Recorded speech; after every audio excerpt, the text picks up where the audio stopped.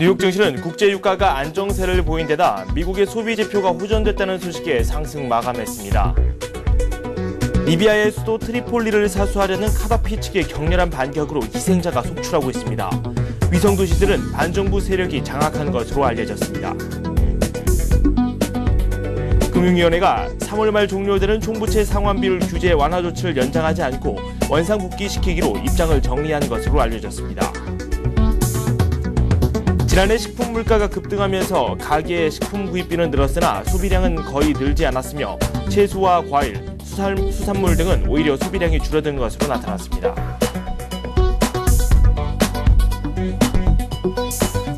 네, 출발선 증시 시작하겠습니다. 2월에서 3월로 넘어가는 2월의 마지막 날입니다. 오늘 장 어떤 모습이 나올지 예상을 해보면 최근 증시가 조정을 좀 많이 받고 있습니다. 이 상승과 하락, 반복하는 양상이 펼쳐지면서 투자자들도 이 피로감을 호소하시는 분들도 상당히 많습니다. 뉴욕 증시와 유럽 증시 지난 주말에 상승장 속에 마감이 됐습니다. 구체적으로 어떤 이야기들이 나왔는지 종합해 보도록 하겠습니다. 먼저 코스피부터 상황 살펴보도록 하겠습니다. 네, 지난 금요일장에는 상승하면서 마감을 했습니다. 코스피가 0.6% 정도 오르면서 마무리가 됐고요. 코스닥은 1% 넘게 상승했습니다. 원달러 환율은 4원 70선 정도 내리면서 마무리가 됐습니다. 아시아 지역 증시 살펴보도록 하겠습니다. 일본 증시가 4거래일 만에 상승을 했죠. 0.7% 정도 오르면서 마무리가 됐습니다. 신규 실업수당 청구 건수가 감소했다는 소식이 들려졌고 내구대 주문이 늘었다. 이런 호재성 재료들이 많이 나왔습니다. 중국 증시 살펴보도록 하겠습니다. 큰 변화는 없었습니다. 0.04포인트 내리면서 마무리가 됐고요. 중동 리스크에서 쉽게 벗어나지 못하고 있는 중국의 모습이었습니다. 미국 증시 살펴보도록 하겠습니다. 나스닥이 많이 올랐죠. 1.5% 넘게 올랐습니다. 다우지수는 0.5% 올랐습니다. 마감지수 지금까지 살펴봤습니다. 네, 서울경제신문 한동훈 기자 연결해서 이 뉴욕 증시에서 나왔던 여러 가지 소식 종합해 보도록 하겠습니다. 안녕하세요. 네, 안녕하세요. 네, 지난주 주말 또 어떤 움직임들이 나왔는지 저희가 소식 종합해 보도록 할까요? 네, 지난주 뉴욕 증시는 리비아를 비롯한 중동과 북아프리카 반정부 시위가 격화되면서 4주 만에 상승세를 반납하고 큰 폭으로 하락했습니다. 지난주 마지막 거래일이었던 25일에는 주중 내내 급등했던 유가가 안정을 되찾으면서 뉴욕 증시가 오름세로 돌아섰지만 주 전체로는 지난해 11월 이후 최악의 한 주를 보냈습니다. 지난주 마지막 거래일이었던 25일 뉴욕 증시에서 다우존스 산업평균지수는 전날보다 61.95포인트 상승한 12,130.45에 마감했습니다. 스탠더드 앤 푸어스 500 지수는 13.78포인트 오른 1,319.88의 거래를 마쳤고 나스닥 종합지수는 2,781.05로 43.15포인트 상승했습니다. 이날 뉴욕 증시는 리비아 사태로 인한 유가 급등세가 한풀 꺾이면서 반등을 시도했습니다. 최근 배럴당 100달러를 돌파했던 유가는 세계 최대 석유 수출국인 사우디아라비아가 구체적인 증산 계획을 내놓으면서 상승폭이 누그러졌고 이는 곧바로 증시 상승에 반영됐습니다. 또 미국의 지난해 4사분기 국내 총생산 성장률 전망치가 지난달 발표된 예상치보다 하향 조정됐지만 미국 소비자 심리지수가 2008년 1월 이후 3년 만에 최고치를 기록한 것도 긍정적 요인으로 작용했습니다. 25일 주요 기업들의 주가도 오름세를 기록했습니다. 유럽의 에어버스를 누르고 350억 달러 규모의 미 공군 공중급유기 입찰 계획을 따낸 미국 방위상업체 보잉의 주가가 2.9% 급등했고요. IT 기업 인텔도 내년 이익 호조 기대로 2.8%나 급등했습니다. 하지만 주간 단위로 봤을 때 뉴욕 증시는 지난해 11월 이후 가장 큰 폭으로 하락했습니다. 다우지수는 전주 대비 2.1% 하락했고 나스닥과 S&P 500 지수도 각각 1.9%, 1.7% 떨어졌습니다. 하락세를 이끈 건 역시 리비아 반정부 시위로 인한 유가 급등이었습니다. 유가는 회복세에 들어선 세계 경기에 찬물을 끼얹으면서 증시도 끌어내리고 있습니다. 2주 전 이집트 민주화 시위 당시 불안한 조짐을 보였던 유가는 리비아 사태가 터지자 급등세를 보이고 있습니다. 특히 리비아에서 반정부 시위대가 석유시설을 점령하고 무아마르 카다피 국가원수가 석유시설 파괴도 불사할 것이라고 밝히면서 유럽 시장에서 거래되는 브렌트유는 주중 120달러까지 치솟았습니다. 그리고 서부 텍사스산 중진료와 두바이유도 주중 각각 100달러, 110달러를 돌파하면서 주가에 악재로 작용했습니다. 현재 뉴욕 증시는 유가에 좌우되고 있다 해도 과언이 아닙니다. 네. 이번 주 나올 그 뉴욕 증시에 나올 내용들 한번 살펴보니까 경제 지표 쪽이 상당히 많아요. 뭐 고용 관련 지표도 있고요. 관심을 좀 깊게 두고 살펴볼 만한 내용 어떤 것들이 있을까요? 네, 역시 뉴욕 증시에 영향을 줄 수 있는 경제 지표에서 가장 주목되는 건 고용 지표입니다. 다음 달 4일에 2월 고용 보고서가 발표되는데요. 특히 실업률과 비농업 부분 고용을 주목해야 합니다. 이에 앞서 3일 발표되는 ADP 민간 고용 보고서와 주간 신규 실업 수당 청구 건수는 2월 고용 보고서를 가늠할 수 있는 선행 지표가 될 전망입니다. 이밖에 오늘 1월 개인 소득과 개인 소비 지출이 발표되고요. 같은 날 발표되는 시카고 구매자 관리 지수와 1월 잠정 주택 판매는 미 제조업 경기와 주택 경기가 어느 단계에 와 있는지 보여줄 전망입니다. 이밖에 내일 화요일에는 2월 ISM 제조업 지수와 2월 자동차 판매도 공개됩니다. 또 내일에는 벤 버냉키 FRB 의장이 의회 청문회도 예정돼 있습니다. 버냉키 의장은 그동안 일자리 창출 부진을 이유로 들어 양적 완화 정책을 지속한다는 입장을 밝혔는데요. 지난 25일 미국 4사분기 GDP 경제 성장률이 하향 조정된 만큼 양적 완화를 고수할 것으로 보입니다. 다만 유가 급등으로 정책 방향을 조금은 수정할지 관심이 모아지고 있습니다. 네, 기업들의 실적 발표는 좀 한산한 것 같습니다. 막바지에 접어들었다 이렇게 정리를 할 수 있을 텐데 실적 내용도 한번 살펴보죠. 네, 이번 주에는 천연자원과 소매 그리고 에너지 업종 기업들의 실적이 발표됩니다. 오늘은 AS, 에디슨 인터내셔널, 레인지 리소스 실적이 발표되고요. 1일에는 오토존, 센터포인트 에너지, 2일에는 코스트코 홀세일, 스테이플스, 3일에는 HJ 하인즈, 크로거, 노벨 등이 각각 지난해 4사분기 성적표를 발표할 예정입니다. 지난주 금요일까지 S&P 500 기업들 가운데 475개 업체가 분기 실적을 발표했고요. 이 중 업사이드 서프라이즈를 보인 비율은 71%에 달했습니다. 톰슨 로이터에 따르면 지난 주말 기준으로 S&P 500 기업들의 지난해 4사분기 가중순이익 예측치는 직전주에 2,130억 달러보다 높아진 2,140억 달러로 집계됐습니다. 네, 상품 시장 살펴보도록 하겠습니다. 국제 유가의 상승세에 일단 제동이 걸렸습니다. 상승폭도 둔화됐고 사우디가 증산 계획을 발표했는데요. 그에 대한 소식도 정리해보죠. 네, 지난주 국제 유가는 역시 리비아 시위가 악화열로로 치달으면서 주중 2008년 이후 최고치를 기록했는데요. 주 막판 사우디아라비아의 증산 계획에 힘입어 하락세로 마감했습니다.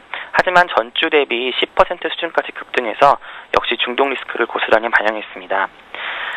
지난 24일 배럴당 110달러를 돌파하면서 2008년 9월 이후 최고치를 기록했던 두바이의 국제 현물 가격은 지난 금요일 25일 배럴당 3.77달러 내린 107달러로 하락하며 다소 진정된 모습을 보였습니다. 하지만 전주 대비로 봤을 때는 8.1%나 상승했고요. 뉴욕 상업거래소에서 거래된 서부 텍사스산 중진류 가격은 전날보다 0.6달러 내린 97.88달러에 그리고 중동 정세에 민감한 브렌트유는 런던 시장에서 112.14달러에 마감했습니다. 두 원유는 전주 대비 각각 14%, 9.3% 치솟았습니다. 리비아 수도 트리폴리에서 반정부 시위대와 정부군이 격전을 치르고 있는 가운데 시위가 사우디나 바레인 등 중동 국가와 알제리, 모로코 등 북아프리카 산유국으로 본격 확산된다면 잠시 소강 상태를 보였던 국제 유가는 다시 상승세에 가속도가 붙을 것으로 우려됩니다. 실제로 카다피 정권이 수도 트리폴리에 진입한 반정부 시위대에 무차별 총격을 가하면서 리비아 전국은 파국 직전까지 도달한 상태이고요. 지난 주말 이라크, 바레인, 요르단 등지에서 금요 예배를 마치고 시위대들이 대규모 반정부 시위를 이어가면서 아랍 전국 혼란은 수그러들 기미를 보이지 않고 있습니다. 다만 유엔 안보리 등 국제사회가 리비아 제재에 본격 착수해 유가에 어떤 변수로 작용할지 주목됩니다. 한편 국제 금값도 중동 사태로 인한 안전자산 선호 현상이 급증하면서 뉴욕 상품거래소에서 전주 대비 1.5% 오른 온스당 1,409.3달러로 마감했습니다. 네, 서울경제신문 국제부의 한동훈 기자와 지금까지 함께했습니다. 고맙습니다. 네, 감사합니다.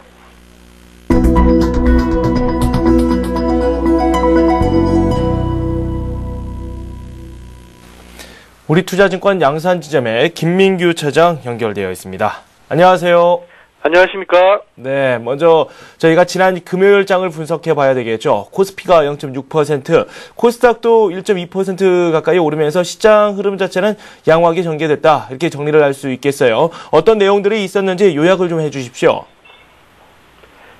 예, 코스피 지수가 일주일 만에 일단 반등에는 성공을 하는 모습을 보여주었습니다. 코스피 지수는 장 초반 약세를 보이면서 1941선까지 밀려나가는 모습을 보여주었는데요. 하지만 오후가 되면서 기관과 개인의 매수세가 강화되면서 상승으로 일단 반전에 성공하면서 1960을 넘어서 전날보다 13.5포인트 상승한 1963.43으로 마감을 했습니다. 거래량은 3억 224만 주, 거래 대금이 좀 많이 줄어들었는데요. 4조 9,353억이었습니다. 오른 종목은 상한가 5개를 포함해서 517개였고 내린 종목은 315개 정도였습니다. 수급상을 보시면 외국인이 일단 3,187억 원을 순매도하면서 매도 공세를 이어나갔고요. 대신에 기관이 3,982억을 순매수하면서 사실상 지수를 반등을 시켰습니다. 그리고 개인 역시 746억 순매수를 하는 모습을 보여주었습니다. 수급의 중심이었던 기관을 조금 더 살펴보면 특히 자동차와 조선주가 있는 운송장비 업종으로 많이 몰리는 모습을 보여주었는데요. 외국인이 512억 원 매도를 하는 가운데도 기관의 강력한 매수로 인해서 운송장비 업종이 1.34% 오르는 모습이었습니다. 기아차, 현대차는 2% 내외 상승을 보여주었고요. 현대중공업, 삼성중공업, 대우조선해양 등의 조선주들도 역시 상승 마감을 하는 모습을 보여주었습니다. 다만 STS조선해양은 전반적인 상승 속에서도 2% 이상 하락을 하는 모습을 보여주었습니다. 리비아 사태로 인해서 직격탄을 맞았던 건설업종 등은 강한 반등을 이루어내는 모습을 보여주었습니다. 기관이 528억 순매수를 한 건설업은 3% 이상 급등을 하는 모습을 보여주었는데요. 현대건설이 6.49% 올랐고 GS건설 3%대, 대우건설 4%대, 대림산업이 2%대의 상승률을 기록을 했습니다. 역시 리비아 사태로 인해서 유가 급등에 따른 피해로 인해서 급감했던 항공주와 해운주들도 이날 반등에 성공하는 모습을 보여주었습니다. 기관이 운수창공업 순매수를 하면서 대한항공이 4%대, 아시아나항공이 1%대 후반, 한진해운 역시 4%대, 그리고 KS해운이 2%대의 상승을 기록을 했습니다. 일단 시장이 반등을 하면서 증권주들도 강한 모습을 보여주었는데요. 키움증권 6%대 상승, 대우증권 3%대, 삼성증권과 우리증권 역시 3%대 상승을 보여주었습니다. 철강주와 IT업종 역시 대체로 상승을 했는데요. 외국인의 강력한 매수에 의해서 하이닉스가 4% 정도 급등하는 모습을 보여주면서 전기전자업종이 소폭 상승을 하는 모습을 보여주었습니다. 삼성의 2조 원 넘는 규모의 대규모 바이오시밀러 사업 진출에 대한 관련주인 제넥스, 이수앱진스, 바이넥스, 마이크로젠, 차바이오엔, 바이로메드 등의 주식도 주목을 받는 모습을 보여주었습니다. 네, 건설, 자동차, 조선 쪽으로 매수세가 꾸준히 유입이 됐습니다. 일부 IT 업종 쪽으로는 외국인과 기관의 집중 매수가 들어오는 그런 종목들도 있었습니다. 그 예로 하이닉스를 들 수 있겠죠. 일단 내일장이 휴장입니다. 또 오늘 2월의 마지막 날이기도 하고요. 변수가 될 만한 내용을 한번 찾아보는 게 좋겠죠. 예. 일단 오늘의 변수는 크게 좀 나눠봤습니다. 일단 첫 번째로는 요즘에 개인 투자자들의 가장 강력한 이슈가 되고 있는 리비아 사태에 따른 유가 가격 변동입니다. 리비아 사태가 일단 정점으로 치닫고 있는 가운데 이집트에서는 이미 국민 투표를 하기로 다음 달에 결정이 났는데요.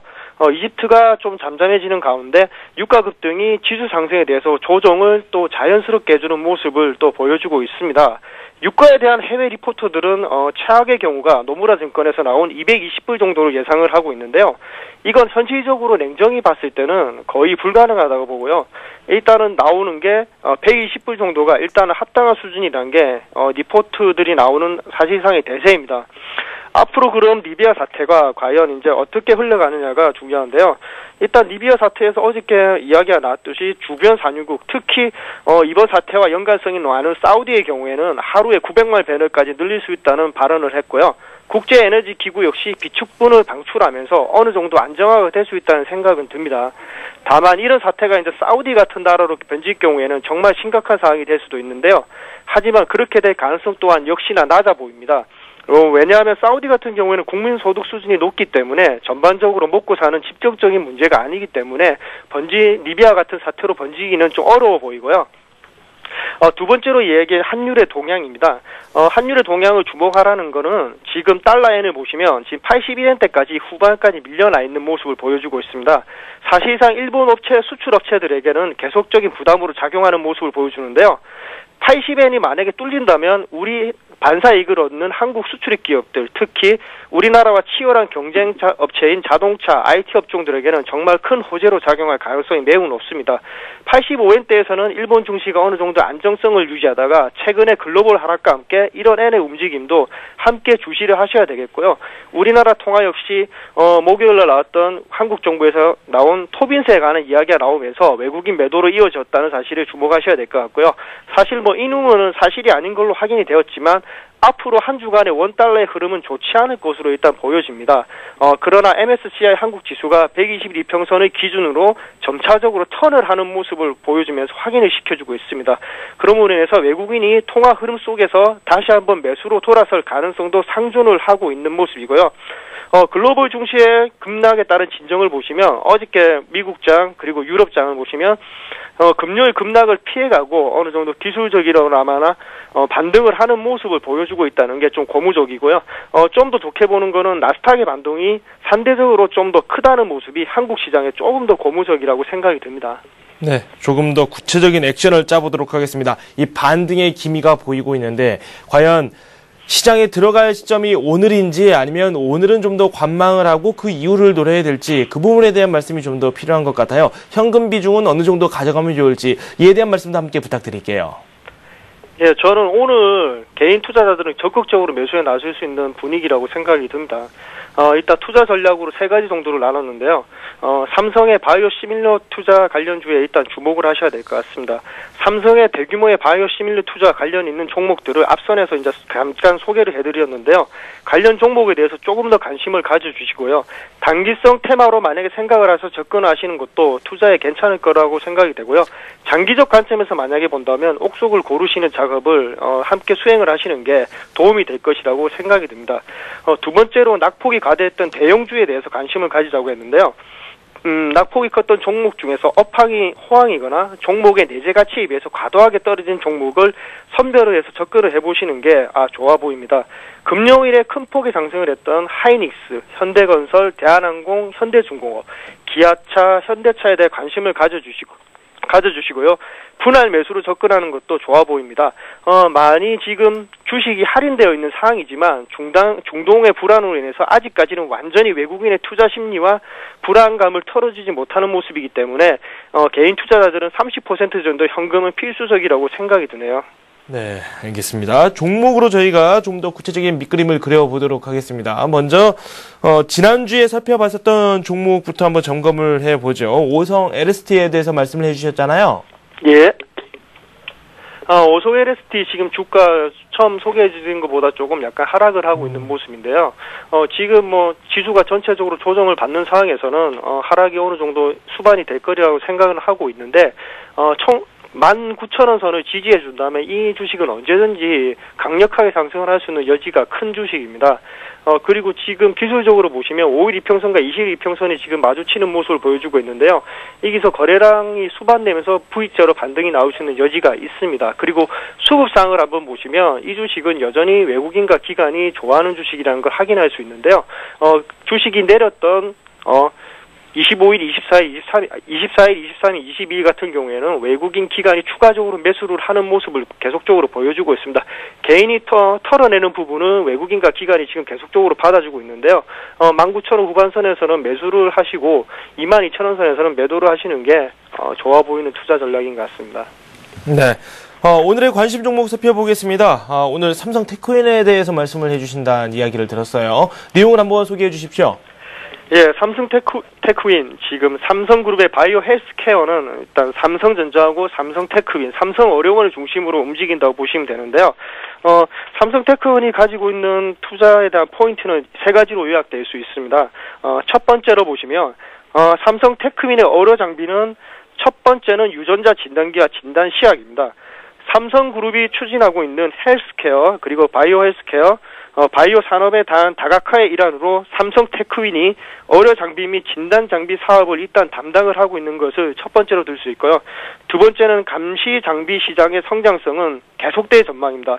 감시 장비 부분의 영업이익률 마진은 국내 시장 점유율 80%를 바탕으로 한 2010년에는 11.3% 일단 달성이 되어 있는 상태고요. 전 세계 감시장치 부분의 시장은 2009년부터 2012년까지 연평균 11.9% 성장할 전망으로 나와 있습니다. 그리고 세 번째, 파워 특수 부분의 지속적인 추가적인 수주로 인해서 수익 안정성이 제고되고 있는데요. 정부로부터 방위 장비 수주로 인해서 안정적인 매출 성장이 기대되고 있는 모습을 보여주고 있습니다. 네. 기술적인 내용을 좀 더 살펴보도록 하겠습니다. 목표가 수준, 그리고 또 좀 지지 라인이 있다면 어느 선으로 두는 게 좋을지 그에 대한 말씀 추가로 더 부탁드릴게요. 삼성테크인 지금 주가 흐름을 보시면요. 지금 굉장히 낙폭이 크다는 걸 눈으로 확인하실 수 있을 겁니다. 네네. 근데 지금 이틀 연속 반등을 하면서 지금 주가는 8만 원대에 와 있는데요. 아직까지 보시면 스토캐스틱이라든지 신용장급 흐름상으로는 주가를 한 번 더 V자로 반등할 수 있는 여지가 있는 모습을 보여주고 있습니다.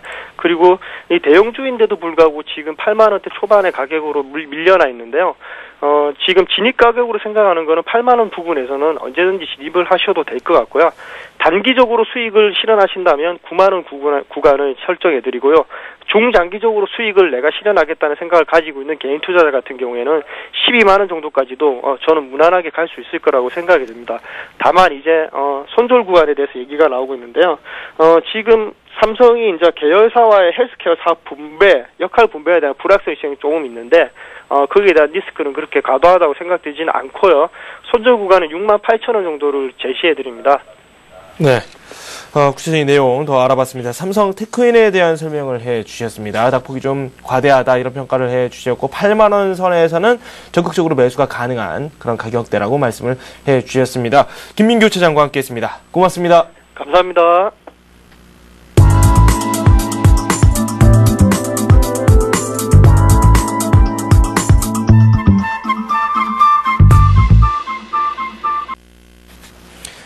네, 뉴스 속에서 테마주 찾아보도록 하겠습니다. 신한금융투자 상암지점의 최승훈 과장 전화 연결되어 있습니다. 안녕하세요. 예, 안녕하십니까. 지난주에 유가 때문에 두 종목 저희가 LG화학, SOL 이렇게 살펴봤는데 의외로 흐름 자체가 부진했다 이렇게 좀 평가를 내릴 수 있을 것 같아요. 흐름 한번 분석 좀 부탁드릴게요. 예, 일단 두 종목 모두 유가의 상승 흐름에는 크게 부응하지 못하고 두 종목 모두 대강 포화권 수준에서 대강 마감을 했는데요. 일단 리비아 사태 등으로 인해서 현재까지 국제 유가의 상승세는 현재까지도 지속이 되고 있고 올 한해도 그 부분을 제외하더라도 인플레이션의 영향으로 국제 유가는 고공행진을 지속할 가능성이 상당히 큰 상황이기 때문에 근본적인 정제 마진의 회복과 석유 화학 제품 가격의 지속적인 상승세로 인해서 실적 모멘텀과 밸류에이션은 충분히 보유를 할 것으로 생각이 됩니다. 하지만은 최근에 좀 이 두 기업의 좀 주가가 좀 부진했던 이유는 정부의 인플레이션의 좀 억제 노력으로 지금 유가의 하락, 인하를 좀 유도를 하고 있는 상황이라 그런 부분이 투자 심리에는 좀 좋지 않게 좀 작용을 한 것 같고요. 그 국제 유가 역시 너무 오르다 보면은 글로벌 경제 성장에 좀 악영향을 끼칠 수 있다는 그런 인식이 좀 확산이 되면서 어느 정도 유가의 부분은 좀 긍정적인 부분과 우려적인 부분이 같이 좀 혼재되어 있다고 좀 보셔도 될 것 같습니다. 네. 하지만은 근본적인 실적 부분에 있어서는 여전히 현재 유가가 지금보다 크게 상승을 하지 않더라도 근본적인 정제만이라든가 또한 석유 화학 제품 시황으로 봤을 때 일단은 제품 가격의 상승 등으로 인해서 실적적인 수혜는 충분히 늘릴 것으로 예상을 하고 있습니다. 하지만 요새 같은 경우는 시장이 불안하다 보니까는 그간 낙폭이 크지 않았던 종목군으로는 매기가 크게 유입이 되지 않아서 두 종목 모두 좀 그런 측면이 있는데 일단은 올 한 해도 좀 지속적으로 관심을 가질 필요가 있어 보이고요. 특히 LG화학 같은 경우는 올해가 작년의 실적보다 훨씬 증가를 할 본격적인 시기이기 때문에 좀 더 관심을 가지고 매수에 나서서도 크게 무리가 없어 보입니다. 네, LG화학 가격대를 다시 한번 말씀 부탁드릴게요. 목표 수준 어느 수준으로 잡는 게 좋을까요?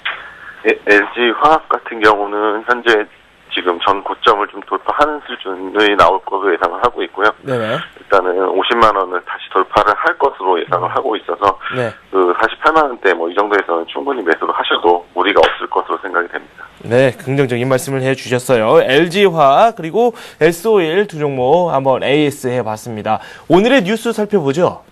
예, 오늘은 자동차 부품주를 좀 말씀을 드리겠습니다. 2013년, 지난주에 나온 뉴스인데, 2013년에 닛산 자동차의 부품 중 10%는 한국산으로 좀 대체를 하겠다. 그러면서 지금, 우리나라의 협력업체 업체 10곳 정도를 둘러보고 들어간 상태인데요.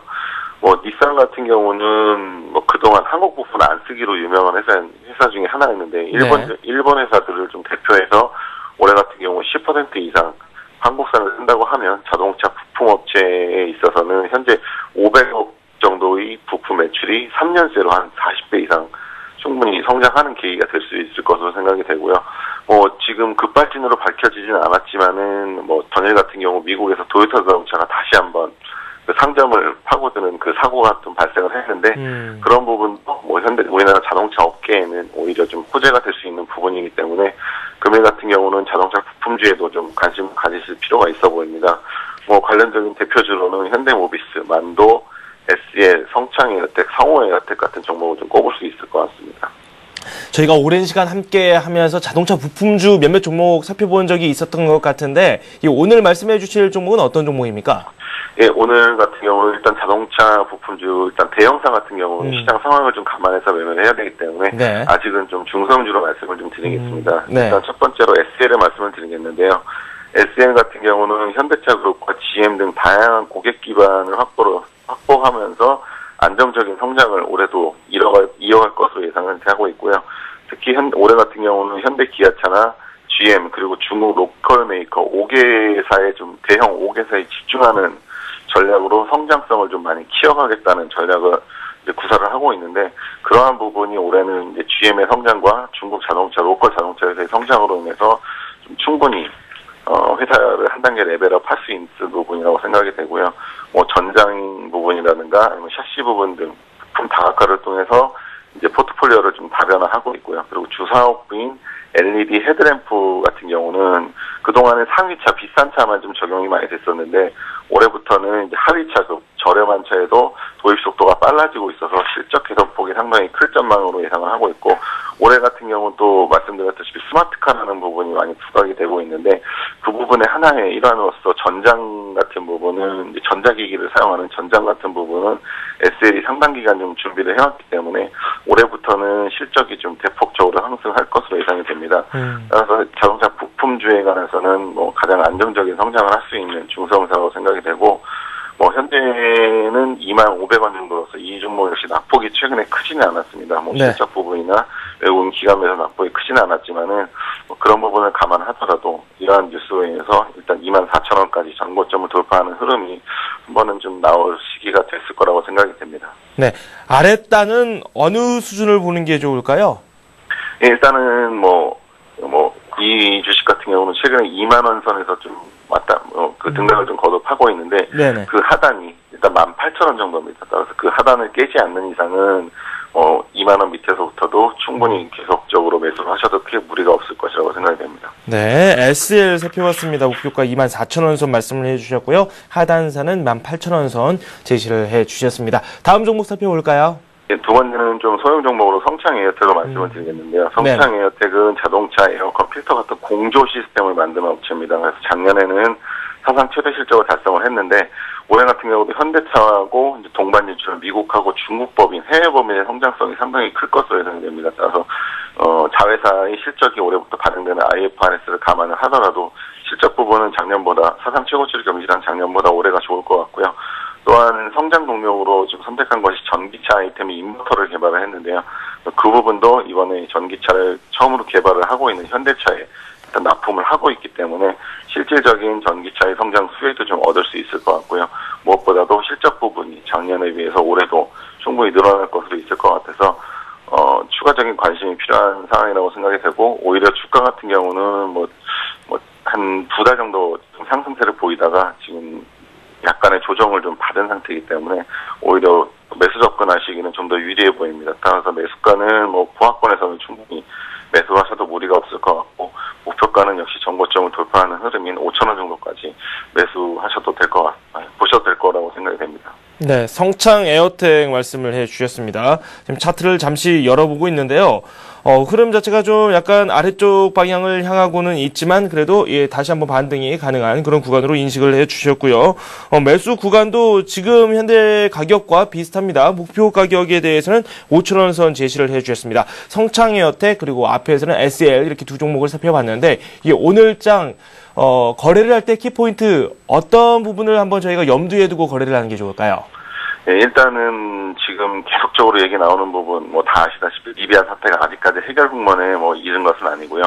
오히려 또 3월달 같은 경우는 악재로서의 그 좀 재료로서의 그 강도는 많이 떨어지겠지만 아직까지 3월달에는 그 유럽의 국채 문제가 아직 해결이 되지 않았습니다. 또한 포르투갈이라든가 이런 그 재정적인 위기가 있는 나라들의 그 리스크 프리미엄이 지속적으로 상승을 하고 있기 때문에 아직은 대형주에 적극적인 공략을 하시기보다는 오히려 시장의 변동성을 염두에 두시고 좀 중소형주 위주로 공략을 하시는 것이 좀 좋아 보이고요. 그리고 시장이 오른다고 무턱대고 따라 사시는 것보다는 철저하게 마이너스권에서 사시면은 충분히 단기 매매가 가능한 구간이기 때문에 대형주는 마이너스권에서 좀 접근을 하시고 대형주보다는 중소형주를 아직까지 염두에 둔 매매가 좀 좋아 보입니다. 네, 중소형주 쪽이 더 유망해 보이고 이 대형주를 거래하실 분들은 시장 주가지수와는 좀 반대로 움직이시는 게 낫겠다 이런 평가를 내려주셨습니다. 신한금융투자 상암지점의 최승훈 과장과 함께했습니다. 고맙습니다.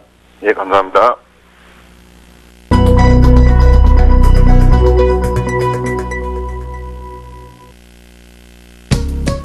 초반 약세 흐름이 펼쳐지고 있습니다. 코스피 이야기인데요. 이 코스닥 쪽은 반대로 상승 출발한 것으로 화면상으로는 확인이 되고 있습니다. 구체적으로 어떤 움직임들이 나오고 있는지 시가총액 상위 종목군들의 출발 상황 살펴보도록 하겠습니다. 함께 보시죠. 코스피부터 살펴보도록 하겠습니다. 삼성전자가 0.3% 내리고 있고요. 현대차 0.8%, 현대중공업이 0.7% 내리고 있습니다. 현대모비스가 1.8% 정도 내리고 있고요. 낙폭을 좀 키우고 있죠. LG화학과 기아차, 신한지주 모두 약세입니다. 시총 10위권 내에서 오르고 있는 종목을 찾기가 어렵고요. 삼성생명은 보합권에서 큰 움직임이 없습니다. KB금융 0.3% 내리고 있고요. 한국전력이 0.1% 오르고 있습니다. LG전자 1.7% 내리고 있고요. SK이노베이션 0.8% 현재 하락하고 있습니다.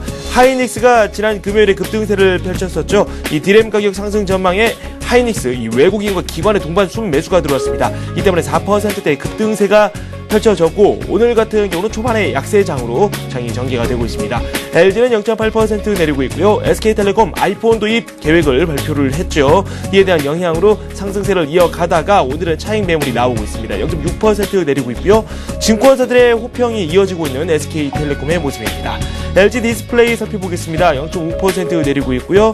SO일은 1.3% 하락하고 있습니다. 롯데쇼핑 0.7%, 현대제철 역시 비슷하게 내리고 있고요. 우리금융 0.3% 내리고 있습니다. 삼성물산 0.8% 하락 중입니다. 아래쪽에 보시면 호남석유가 있죠. 1.1% 내리고 있고요. 신세계가 0.8% 현재 오르고 있습니다. 25만원 선을 위협받기도 했었던 신세계의 모습인데 반대로 반등에 성공하는 모습 현재 보여주고 있죠. 하나금융지주는 1.7% 내리고 있습니다. 기업은행은 0.3% 하락 중입니다. 코스피는 현재 1954 가리키고 있습니다. 9.13포인트 내리고 있습니다. 코스닥은 반대 움직임을 타고 있죠. 0.2% 오르고 있고요. 510 기록하고 있습니다. 셀트리온이 0.7% 오르고 있고요. 서울반도체 마찬가지입니다. CJ호쇼핑 0.2% 오르고 있고요. SK브로드밴드는 SKT에 따라서 계속해서 오르는 모습을 보이다가 다시 하락으로 반전이 됐습니다. 아이폰에 대한 그런 기대감이 남아있는 SK브로드밴드의 모습인데요. 낙폭이 그다지 크지는 않습니다.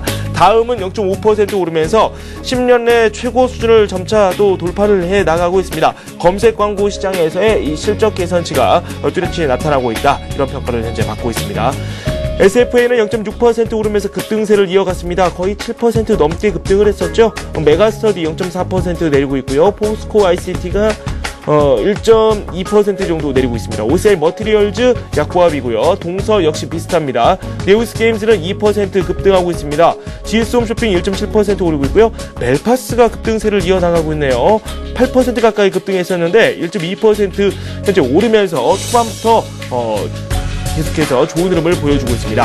차바이오에는 3.1% 급등하고 있고요. 포스코캠텍 0.6%, 주성엔지니어링이 0.2% 오르고 있습니다. LG디스플레이와 OLED 장비에 대해서 이 공급 계약을 체결했다. 이런 이야기가 들려왔죠. 그 때문에 지난 금요일에 급등을 했었고 오늘 역시 좋은 흐름이 나오고 있습니다. 성우하이텍은 0.9% 내리고 있고요. 실리콘웍스, 젠백스, SK컴즈, 하나투어, 성광밴드까지 약세입니다. 성광밴드 같은 경우는 실적 부진이 큰 영향을 미치고 있는 것으로 풀이가 되고 있고요. 성용 광전투자 0.6% 오르고 있습니다. 이오테크닉스 역시 비슷하고요. 코코는 2.4% 급락하고 있습니다. CJ인터넷은 큰 변화가 없이 장이 펼쳐지고 있습니다. 코스닥은 현재 510을 가리키고 있습니다. 지금까지 출발 상황 살펴봤습니다. SK증권 투자전략팀의 원종혁 연구원 연결되어 있습니다. 안녕하세요. 안녕하십니까? 네, 코스피 지금 살펴보니까 거의 20포인트 가까이 밀리고 있습니다. 원인을 좀 찾아볼까요? 네, 그렇습니다. 현재 코스피는 마이너스 17포인트로 1946포인트를 기록하고 있고요. 코스닥은 0.32% 상승한 509포인트를 기록하고 있습니다. 약간 차이가 있는 모습인데요. 전반적으로는 약세로 흐름을 이어가고 있고요. 주말 사이 미국장이 좀 상승을 했지만 우리나라는 금요일 날 좀 반등에 대한 차익 매물이 좀 나오고 있다라고 좀 판단되고 있습니다. 결국에는 현재 마이너스 180억 원의 순매도를 보이고 있습니다. 최근에 계속 팔고 있는데요. 그 기조가 아직까지 변화되는 모습을 보여주지 않고 있고요. 기관은 플러스 7억 원의 순매수를 보이고 있지만 크게 의미를 둘 수준은 아니기 때문에 전반적으로는 매기가 없다라는 시각으로 접근하는 것이 맞을 것 같습니다. 대표적으로 좀 상승률을 보게 되면요. IT 같은 경우에는 전반적으로 다 하락이고 LG전자가 2%대 하락률을 보이고 있고요. 반등에 있었던 주선주나 원서주들도 좋은 모습은 아니고 석유화학이나 정유 같은 것들도 차익 매물이 나오는 모습입니다. 또 자동차들도 계속 차익 매물이 나오면서 전반적으로 대형주들에 대해서는 차익 매물 쪽이 나오는 걸로 해석하는 것이 맞을 것 같습니다. 네. 시장 전망이 초반부터 좀 약간 불안하게 펼쳐지고 있기 때문에 긍정적으로 전망을 내리기에는 좀 어려워 보입니다. 내일 또 휴장이기 때문에 오늘적 투자 심리가 약간 위축될 수도 있을 만한 그런 장이기도 한데요. 전략 어느 방향으로 세우는 게 좋을까요? 예, 일단 시장의 초점부터 말씀드리면요. 여전히 시장의 관심은 중동 리스크에 초점을 맞춰서 움직일 것으로 보이는데요. 이런 정치적인 관점보다는 시장 관점에서 보게 되면 척도로 볼 수 있는 지표가 유가가 되겠습니다. 지난주 후반부터 상승 속도가 좀 주춤하는 모습이지만 확실히 꺾이는 모습은 아니기 때문에 잠재적 불안 요인으로 계속 작용할 것으로 보입니다. 문제는 이렇게 높은 수준의 유가가 펀더멘탈 훼손으로 전이될 것인가인데요. 펀더멘탈이 훼손되기 위해서는 유가가 120에서 130달러 사이에서 한 달 정도는 유지되어야 하기 때문에 아직 가능성이 좀 낮다라고 보고 있고요. 때문에 시장의 불안하다고 주식을 팔 단계는 아니라고 보여집니다. 주기적인 시각에서 반등을 기다릴 필요가 있고요.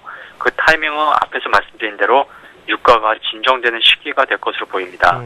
이외에 이번 주 봐야 할 지표로는 대표적인 것은 미국 ISM 제조업 지수와 고용 지표가 있고요. 중국 PMI 지표도 있습니다. 전반적으로 미국은 좋게 나오고 중국은 완만히 낮게 나오는 것이 좋습니다. 미국은 점진적인 회복, 중국은 긴축 효과 확인이라는 시각이 자리 잡으면 시장의 안정에 도움이 될 것으로 보이고요. 시장에 대한 전략은 중간에 말씀드린 대로 팔 필요는 없고 타이밍은 유가가 하락하는 시기가 본격적인 반등이 될 것 같다. 그 사이에서는 좀 인내가 필요한 구간이라고 생각하고 있습니다. 네. 의미 있는 말씀을 해주셨습니다. 미국은 잘 나오면 좋고 중국은 좀 완만하게 경제지표가 나오는 게 좋겠다. 이런 말씀을 해주셨습니다. SK증권 투자전략팀의 원종혁 연구원과 함께했습니다. 감사합니다. 네, 감사합니다. 외환시장과 채권시장 살펴보도록 하겠습니다. 한양증권 리서치센터의 전소영 연구원 연결되어 있습니다. 안녕하세요. 네, 안녕하세요. 네, 오랜만입니다. 네, 안녕하세요. 네, 외환시장부터 좀 살펴보도록 하겠습니다. 지난 금요일장 정리를 해보고요. 오늘장 출발 상황 살펴보니까 오르고 있네요. 1원 50전 정도 상승 중에 있습니다. 시장 상황 분석을 좀 부탁드릴게요. 예, 지금 말씀하신 대로 오늘 달러원 환율은 전일 대비 1원 50전 하락한 1125원에 시작한 이후에 상승폭을 확대하면서 현재는 한 1128원 선에 지금 거래가 되고 있습니다. 지난주부터 정리를 하자면 지난주에는 이제 중동 지역 불안으로 인해서 달러원이 상승 압력을 계속 받았는데요. 여기에 이제 외국인의 주식 순매도가 계속 이어지고 있었다라는 점도 달러 매수세를 촉발을 했습니다. 그래서 이제 주간으로 이제 종가 기준으로 지난주에는 달러원 환율이 한 8원 40전 정도 상승을 했고요. 변동폭은 22원 정도에 달하는 큰 변동성을 보였습니다. 그래서 이번 주는 그래도 주말에 리비아 사태가 좀 절정으로 치닫는 중이긴 하지만 사우디에서 원유 생산량을 일간 기준으로 900만 배럴 정도 증산한다는 이런 소식들로 사태는 좀 진정 국면으로 돌입하는 부분인 것 같고요. 이런 부분은 이제 재료가 일정 부분 이제 해소 국면으로 진입이 되면서 환율에는 좀 안정적인 부분을 제공할 것이라고 생각이 됩니다. 그리고 기술적으로도 지금 달러원 환율이 120일 2평, 60일 2평, 5일 2평이 지금 수렴하는 과정에 진행 중입니다. 밴드가 이제 좁아지는 만큼 이런 이제 여타 재료가 없다라면 이 밴드를 하락할 만한 이런 요소로 작용을 할 것으로 예상이 되는데요. 다만 이제 오늘부터 한미 연합 훈련이 이제 키리졸브 훈련 예정이 되어 있습니다. 이런 것들이 이제 지정학적 리스크로 작용이 되면서 여기에 움직임은 계속해서 이제 고려하실 필요가 있을 것 같고요. 위로는 이제 주간으로 이제 62평까지 이제 열려 있다라는 점. 그래서 이제 일간 122평을 상향 돌파했을 경우에 마땅한 지지선이 한 1,150원 정도까지 없다라는 점은 좀 리스크 요인으로 작용이 되기 때문에 아무래도 이제 변동성 확대에 따른 리스크 관리를 좀 하시는 것이 필요할 것으로 판단이 됩니다. 네, 기획재정부가 금융시장에 대한 이 변동성 모니터링 적극적으로 하겠다 이런 의견을 밝혔는데 금리 인상 향방에 따라서 또 이 환율이라든지 채권시장 움직임도 변화가 좀 있겠죠. 채권시장 이야기도 한번 해보도록 하겠습니다. 채권시장 좀 조정을 받았는데 어느 한쪽으로 예상하기 좀 어려운 그런 위치에 놓여 있어요. 그렇지 않습니까? 예, 그렇습니다. 채권시장 같은 경우는 2월달 기준금리 동결 이후에 계속해서 강세의 장을 연출을 했습니다. 국고 3년물 같은 경우는 크리티컬 레벨로 여겨졌던 3.90% 밑으로 이제 내려가면서 시장에서도 추가 매수를 할 만하지만 3월달 기준금리 결정을 앞두고 계속해서 좀 불안한 이런 모습을 보이고 있는 상황이고요. 지난주 같은 경우는 이제 리비아 사태로 인한 안전자산 선으로 금리가 계속 하락하는 모습이었습니다. 게다가 이제 외국인과 은행에 국채선물 쇼커버가 유입이 되면서 금리 하락폭이 좀 예상보다 많이 컸었고요. 하지만 이제 유가 급등에 따른 단기적인 인플레이션 상승 압력이 계속 작용을 했습니다. 그래서 이제 수익률 곡선 같은 경우는 단기물이 조금 인플레이션 압력으로 인한 단기물의 상승 그리고 장기적으로 봤을 때 경기 둔화 우려에 따른 장기물의 하락 이런 것들 위해 수익률 곡선은 계속해서 이제 플래티닝이 되는 이런 모습이었고요. 이제 결국 이제 외국인 같은 경우는 지난주에 국채 선물 이제 계속 매수하면서 누적 순매수로 이제 중립 수준까지 올라왔습니다. 현재는 한 5천 계약 정도 누적 순매수를 기록하고 있는 모습입니다. 하지만 이제 이번 주에는 월말 경제 지표 발표를 앞두고 채권 시장 계속 긴장할 수밖에 없는 모습이고요. 인플레이션 압력 계속 상존해 있습니다. 다음 날 3월 2일 날 발표 예정인 CPI 발표를 앞두고 시장도 계속 이제 긴장이 되고 있는 모습을 보이고 있습니다.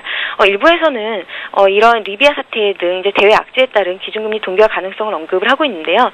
사실상 이제 대외 여건이라든가 이제 글로벌 인플레이션 압력 등을 이제 고려했을 때 사실 동결되기는 쉽지 않다는 판단입니다. 물가 상승 요인은 이제 유가 상승이라든가 그리고 이제 환율이 계속 1,120원대 중반 흐름을 보이고 있고 그리고 이제 겨울에 있었던 구제역 등으로 인한 식품 물가 상승 압력도 계속해서 나타나고 있는 상황이기 때문이고요. 그리고 이제 글로벌 경기는 계속해서 회복이 진행 중입니다. 그리고 이제 기준금리의 정상화 과정도 계속 나타날 것이기 때문에 3월달에 기준금리 인상 쪽에 좀 무게를 두고 있는 모습입니다. 그리고 오늘 같은 경우는 채권시장 이제 3월 2일날 발표 예정인 CPI 발표를 앞두고 정강 후약의 모습이 나타날 것으로 예상이 됩니다. 네, 한양투자증권 리서치센터의 전소영 연구원과 지금까지 함께했습니다. 고맙습니다. 네, 감사합니다. 전문가 포트폴리오 살펴보고 다시 돌아오겠습니다.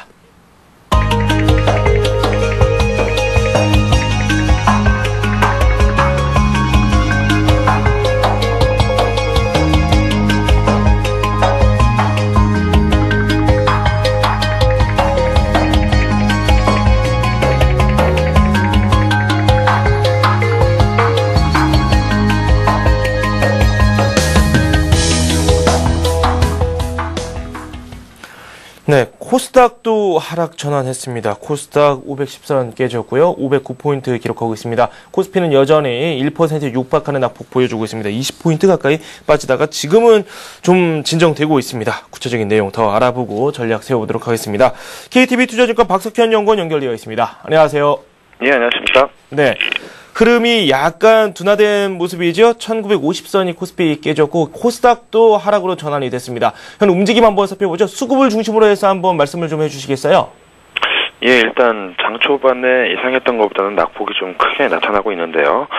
이런 이유는 아무래도 지난주 금요일 날 현물 시장이 조금 오르면서 시장 베이시스가 조금 악화되는 모습으로 좀 끝났었는데요. 그 주말에 북한 관련 리스크 부분이 다소 좀 불거졌고요. 이런 요인으로 시장 흐름 자체는 다소 베이시스가 개선되지 못하는 흐름으로 장 초반에 출발을 했고요. 이런 그 이유로 인해서 장 초반의 수급 구조가 프로그램 쪽으로 좀 악화되는 모습을 보이고 있습니다. 현재 장 초반임에도 불구하고 차익거래 매도 규모가 500억 이상을 기록을 하고 있기 때문에 단기적으로는 상당히 부담되는 수준이라 볼 수 있을 것 같고, 이런 부분들이 장 초반에 지수 하락폭을 좀 크게 나타나게 하는 요인으로 작용을 하고 있는 것 같습니다.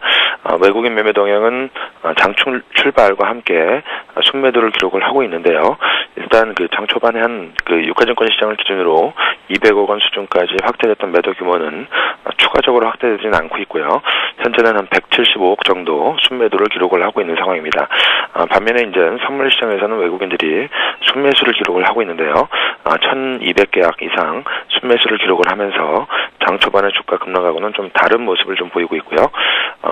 국내 기관 같은 경우는 정기간에 걸쳐서 순매수가 유입이 되면서 지금 현재 250억 정도 유가증권 시장에서 순매수를 기록을 하고 있고요. 선물 시장에서도 역시 국내 기관은 1,000계약 이상의 순매수를 기록을 하고 있는 상황입니다. 네.